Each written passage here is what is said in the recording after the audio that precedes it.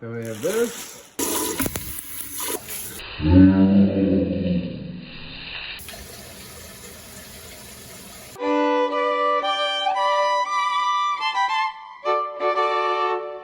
Warning, install these parts at your own risk. You should always have a licensed plumber install these parts. Videos are for entertainment purposes only. We have here the Living Basics hot and cold water bidet. Toilet bidet, self-cleaning, dual nozzle, male and female, non-electric, mechanical toilet bidet attachment.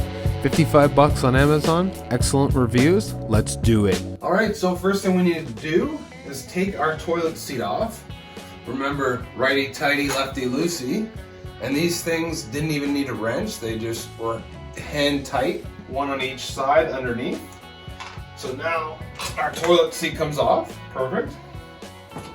And the next thing we can do is fit on our bidet. So this is going to fit just like this.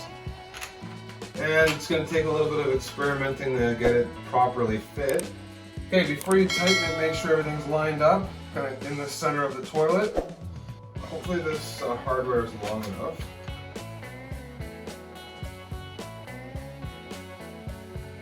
So we bought these toilet seat bumpers here, and what these do is they give us a little bit of space. Because as you can see, when the toilet seat comes down, it puts pressure on the bidet system. And I'm actually not really happy with the pressure that it's putting on there now. So we might need some type of other little washer.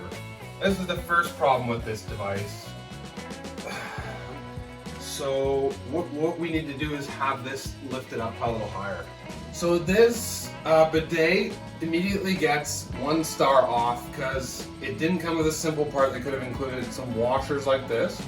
Even with the bumpers, because it needs more space under here. So basically, we're going to put these washers here. Okay, so now we're going to put this on. With the bumpers on, that should work. Bumpers over here. They're pretty high up. Let's tighten these two up here. So that's your bolt underneath the toilet. You may have to hold the spindle with one finger, like right here, and twist this, because it kind of rotates at the same time. That's your setup there. These bumpers were sold separately, but for this, you definitely need them. I'm just going to set these up right here. There. Hold that. 10 seconds. It's possible to get this saber off. So now that is feeling pretty good there. We're going to put this black rubber gasket in here. Just by the way it shows, this is the cold water one. The bigger one's for cold water. Okay, now we're back here. And we have to connect to the cold water. So this is it. This is the cold water. Comes in here. There's a valve here. And this water goes to the toilet to fill up, to flush the toilet. So our connector is going to go right here. First thing we need to do is make sure this valve is off. This would be on. You can hear the water running. And then now we need to make sure that's off. And then you're going to want to flush your toilet. And hold the toilet plunger down until all the water is out of your toilet. The next thing we're going to want to do is take this fitting off. There might be a little water here. There's definitely some water. Shouldn't be too much because you drained your toilet. So our connector would need to go right on here, right in this gap. Okay, so we got our cold water valve here. So we're gonna have to take this, first things first, and thread this on to our bottom of our toilet bowl. And now we're going to screw our fitting on here. Okay, just to get that out of the way. Attach our fitting onto here. We're going to want to tighten this up. This part's nice and tight.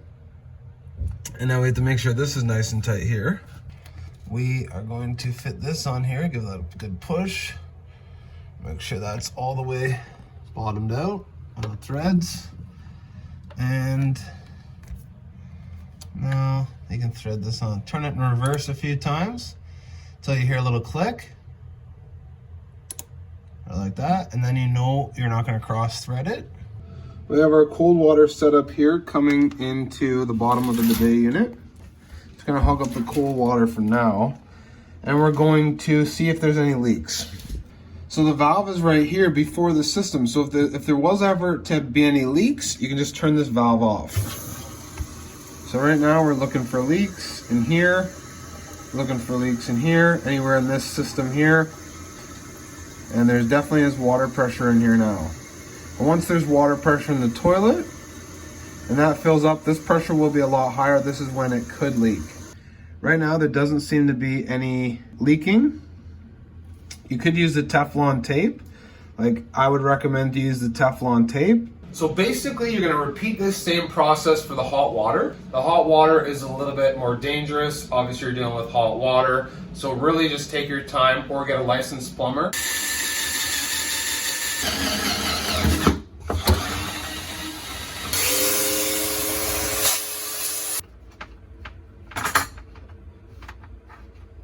First thing we're gonna do, the hot water's on, now the hot water's off.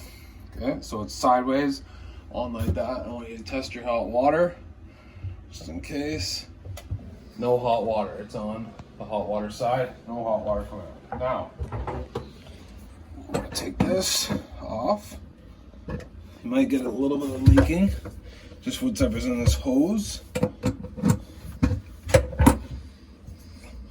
So whatever's in this hose here, that might leak out. But that's all you're gonna get, okay? We go across over here. I don't think this stuff will be a bad idea today, for some reason. Gasket in there too, because this has a chance of leaking, for sure. So make sure that's not cross-threaded. Make sure that's going on good. And it still tightens directly backwards. So it's a pain in the ass for sure. There. Okay, same with this one. Just like the cold, we're gonna have to get that one done up.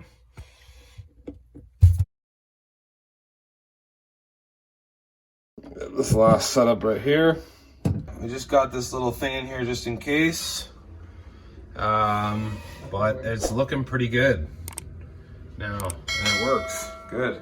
So we got these bumpers up here, bumpers down there. Got lots of clearance in there. You can even see the washers. Turned out really well. Looks great. Not leaking at all so far. So other than those washers, yeah, it's pretty good. These parts are a bit cheap, but it works. Everything's looking good, so we're just gonna give it a little try here. We have it on now nozzle cleaning mode, so this is what happens. It cleans the nozzles. And basically now we're going to check this out. Nozzle cleaning mode. And now we're just gonna turn this off.